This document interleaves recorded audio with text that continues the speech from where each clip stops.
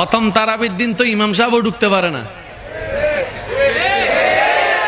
ইমাম সাহেব ঠেলে ঢুকতে পারে না, এতগুলা মুসল্লি 5-6 দিন যাওয়ার পরে এক কাতার 15-20টাতে মোটামুটি 2-3 কাতারের বেশি। ইমাম সাহেব জিজ্ঞেস করে মুয়াজ্জিন ভাইরে, ভাই এগুলা কই? কয় সবগুলা মার্কেটে। সবগুলা কই? আরো জোরে বলেন। হে তো আবার জান্নাত খুঁজে,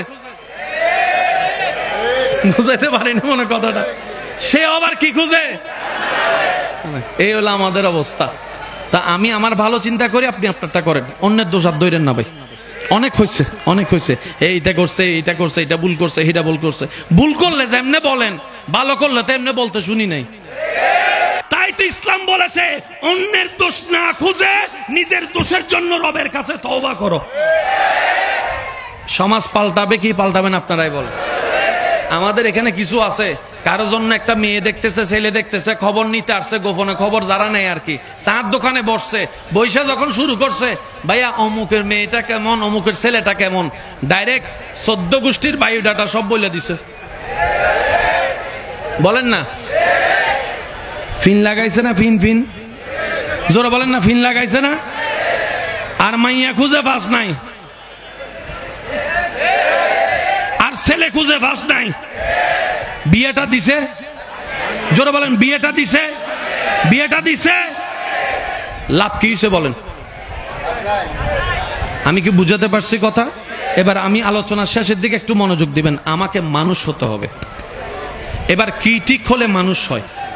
আঙ্গুল ঠিক হলে বলেন না ভাইয়া, চোখ ঠিক হলে, নাক ঠিক হলে, পেট ঠিক হলে, কি ঠিক হলে? জোরে বলেন, আরো জোরে, আরো জোরে, আরো জোরে, আরো জোরে। মন ঠিক, মানুষ। এবার মনটা বেঠিক হইল কেমনে? মিস্টার শয়তান ঢুকে বসে রয়েছে। ফেস কি বোঝা যায়? আচ্ছা বলেন, চোখে খারাপ কিছু দেখলে সওয়াব না গুনাহ? চোখ আগে লড়ে না মন লড়ে? একটু ফেঁস আছে, একটু ফেঁস আছে। আচ্ছা, মুখ আগে লড়ে না মন আগে লড়ে? আমি আপনাদেরকে বলি, চুরি করা কি ভালো না খারাপ? সে চোখে দেখছে একটা গড়ি, চোখে দেখছে, সিগন্যালটা মনের মধ্যে যাওয়ার সাথে সাথে মিস্টার শয়তান কর চুরি কর। এবার চোখের ফাইলটা মনে যাওয়ার পরে মনে ফাইলটাকে তো প্ল্যানিং করতে পারে না, ব্রেন লাগে। মনে কি করছে? ব্রেনের কাছে প্ল্যানিংটা পাঠাই দিছে, কয় তুই একটা প্ল্যানিং কর। এবার ব্রেনে প্ল্যানিং করছে, ঠিক 10টা 10 মিনিটে আমি খাইয়ালাম। এখন বাজে 10:45, 10টা 10-এ টার্গেট। যখন 10টা 10 হয়েছে, ব্রেনে বলে যে টাইম ওকে, মন বলে যে আমিও রেডি, তারপরে হাত যায়। জোরে বলেন না। রাস্তা দিয়ে গিয়েছেন, একটা বেগানা নারী প্রথমে আপনার অসতর্কতাবশত চোখে পড়েছে, আল্লাহ গুনাহ দিবে? বলেন, আল্লাহ গুনাহ দিবে? গুনাহ কখন হয়? দেখলেন, চোখ সরালেন, মনে হয় কাছে হাসো না, 2 সেকেন্ড একটু দেখ না, ওই মনের ফাঁদে যদি পা দিয়া।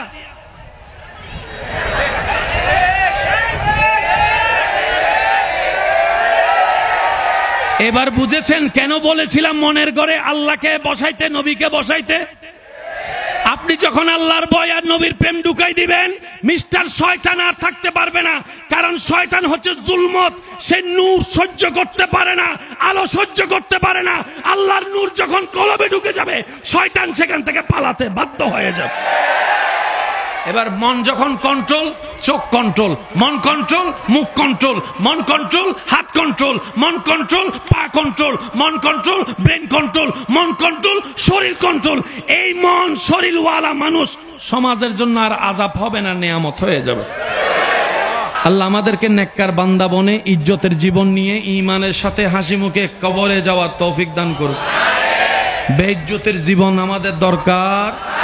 আমি প্রায় সময় একটা কথা বলি ভাই, ভালো লাগলে মেনে নিবেন, সম্মানে শাক দিয়ে ভাত খাইতে রাজি।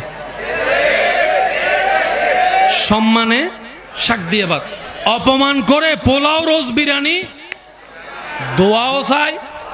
এ তো মাশাআল্লাহ বলেন, দোয়াও চাই, তোর ফোলাও রোজ আমার দরকার নাই। ভালোবাসা যদি এতটুক বল, ভাই তোর জন্য আমি ফোলাও রোজ করতে চাইছি, আমার তৌফিক নাই, শাক ফাটছি ভাই, মনে কষ্ট নিস না, মনটাও ভরে যাবে, ফ্যাটটাও ভরে যাবে। কথা বলেন ঠিক কিনা? তাহলে ইসলাম বড় কঠিন নয়, ইসলাম সহজ। আমরা ইসলামকে নেওয়ার মতো নিতে জানি, জোরে বলেন না, নেওয়ার মতো নিতে জানি। আল্লাহ আমাদের সবাইকে একটু বুঝার তৌফিক দান করুক।